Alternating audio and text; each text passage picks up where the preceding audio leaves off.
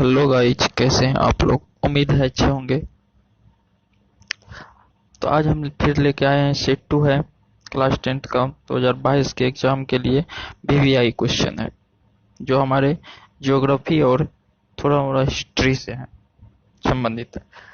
तो आप इसका पीडीएफ टेलीग्राम ग्रुप से ज्वाइन करके ले सकते हैं। आगे हम क्वेश्चन पर चलते हैं। क्वेश्चन नंबर 1 है, कोयला किस प्रकार का संसाधन है। कोयला आपका किस प्रकार का संसाधन है।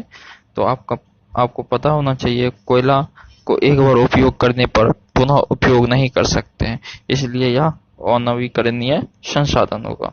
कोयला क्या होगा? अनवीकरणीय संसाधन। ऑप्शन नंबर ए सही होगा। अगला क्वेश्चन है, सौर ऊर्जा निम्नलिखित में से कौन सा संसाधन है। सौर ऊर्जा निम्नलिखित में से कौन सा सौर ऊर्जा को पुनः प्रयोग किया जा सकता है, क्योंकि वो खत्म होने वाला नहीं है, इसलिए यह होगा पुनः पूर्ति योग। पुनः पूर्ति योग संसाधन है सौर ऊर्जा। सौर ऊर्जा पुनः पूर्ति योग संसाधन है। अगला क्वेश्चन है, तट रेखा से कितने किलोमीटर की सीमा अपवर्जक आर्थिक क्षेत्र कहलाता है। अपवर्जक आर्थिक क्षेत्र होता है उस क्षेत्र की अपनी आर्थिक नीति वहां तक चलती है। तो तट रेखा से कितने किलोमीटर तक, तट रेखा से कितने किलोमीटर तक होती है वो होती है 200 किलोमीटर तक। 200 किलोमीटर तक तट रेखा से 200 किलोमीटर तक अपवर्जक आर्थिक क्षेत्र कहलाता है। अगला क्वेश्चन है, डाकू की अर्थव्यवस्था का संबंध है। डाकुओं की अर्थव्यवस्था का संबंध किससे है। तो डाकू क्या करता है? संसाधन का भी दोहन करता है। तो डाकुओं की अर्थव्यवस्था का अर्थ है, अर्थव्यवस्था के संबंध का अर्थ है, ये है इससे संसाधन के विदोहन से। Option number B is right. अगला क्वेश्चन है, समुद्री क्षेत्र में राजनीतिक सीमा के कितने किलोमीटर तक संपदा निहित है। राजनीतिक सीमा के कितने किलोमीटर तक संपदा निहित है। तो आपका होगा 19.2 किलोमीटर तक, अर्थात 19.2 किलोमीटर तक राजनीतिक सीमा निहित है। ठीक। अगला क्वेश्चन है, पेट्रोलियम किस प्रकार का संसाधन है। पेट्रोलियम, देखो पेट्रोलियम को पुनः हम यूज नहीं कर सकते हैं। एक बार जैसे पेट्रोलियम पदार्थ का यूज कर लिया, डीजल, पेट्रोल, किसी भी चीज का, कोयला, ये सब एक बार यूज करने के बाद पुनः यूज नहीं होता है, इसलिए यह होगा पेट्रोलियम कौन सा संसाधन होगा? अनवीकरणीय होगा। क्या होगा? अनवीकरणीय संसाधन होगा। अगला क्वेश्चन है, निम्न कौन सी मिट्टी सर्वाधिक, मतलब कौन सी मिट्टी सर्वाधिक उपजाऊ होती है। निम्नलिखित में कौन सा मिट्टी सर्वाधिक उपजाऊ होती है। तो आपको सबसे अधिक उपजाऊ जलोढ़ मृदा होता है। ठीक, जलोढ़ मृदा होता है सबसे उपजाऊ। काली मृदा का दूसरा नाम, देखिए आप जानते होंगे काली मृदा का दूसरा नाम रेगुर मृदा है। काली मृदा का दूसरा नाम रेगुर, इसे काली कपासी मृदा भी कहते हैं। अगला क्वेश्चन है, मरुस्थलीय मृदा का विस्तार निम्न में से कहाँ है। मरुस्थलीय मृदा का विस्तार निम्न में से कहाँ है। मरुस्थल कहाँ होगा? अरे वह उत्तर प्रदेश में नहीं होगा, कर्नाटक में नहीं होगा, महाराष्ट्र में नहीं होगा, होगा तो राजस्थान में होगा। मरुस्थलीय मृदा का विस्तार कहाँ है? राजस्थान में। अगला क्वेश्चन है, सोपानी कृषि किस राज्य में प्रसिद्ध है। सोपानी कृषि किस राज्य में प्रसिद्ध है। तो सोपानी कृषि आपको उत्तराखंड में प्रसिद्ध है। सोपानी कृषि उत्तराखंड में प्रसिद्ध है। उसके बाद पंजाब की भूमि का निम्नीकरण का मुख्य, पंजाब की भूमि का निम्नीकरण वहां पे जो है भूमि का क्या कहते हैं, निम्नीकरण मतलब वह अनुपजाऊ होना, क्या का कारण क्या है। तो या मिट्टी के कटाव का अधिकतम कारण क्या है। पानी, जैसे सिंचन की अच्छी सी क्रिया नहीं हो पाती है, तो उसका जो है मुख्य कारण क्या है।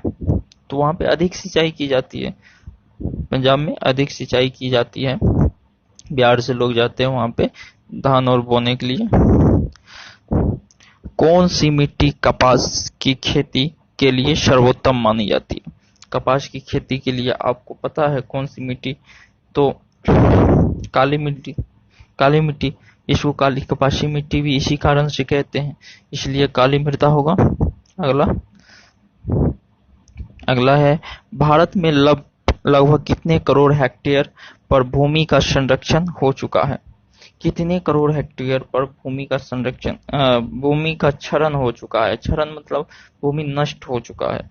कितने करोड़ हेक्टेयर का भूमि नष्ट हो चुका है? 13 करोड़ हेक्टेयर भारत में जो है भूमि नष्ट हो चुका है। अगला क्वेश्चन है, मेढक के प्रजनन को नष्ट करने वाला रसायन क्या कहलाता है? मेढक के प्रजनन को कम करने वाला रसायन ये एंड्रीन होता है। एंड्रीन मेढक के प्रजनन को कम कर देता है।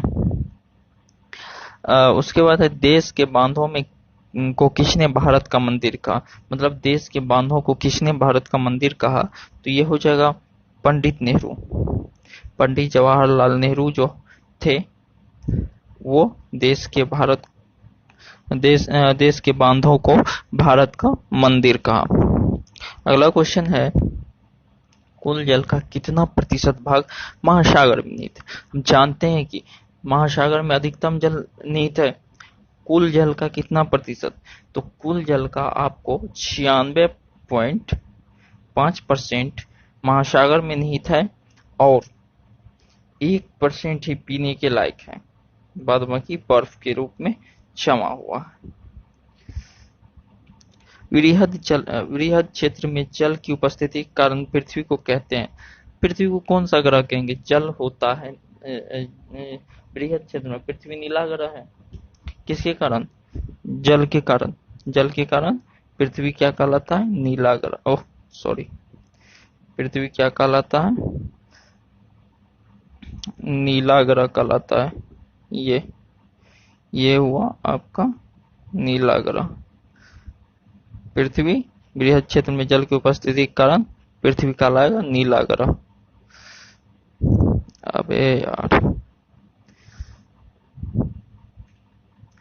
अगला क्वेश्चन है, बिहार में अति जल दोहन से किस तत्व का संकेंद्रण हुआ है? बिहार में अति जल दोहन से किस तत्व का संकेंद्रण हुआ है? तो आपका आंसर होगा सी, आर्सेनिक का। आर्सेनिक का संकेंद्रण हुआ। सब एनसीईआरटी का क्वेश्चन है, आप लोग देखिए, बनाइए, बनेगा। और यही क्वेश्चन ऑब्जेक्टिव आपके बोर्ड एग्जाम में पूछा जाता है। तो हमारे चैनल को अगर वीडियो अच्छी लगे तो लाइक, शेयर एंड सब्सक्राइब कीजिएगा और पीडीएफ के लिए टेलीग्राम ग्रुप से जरूर जुड़िएगा। चलते हैं नेक्स्ट क्वेश्चन पे।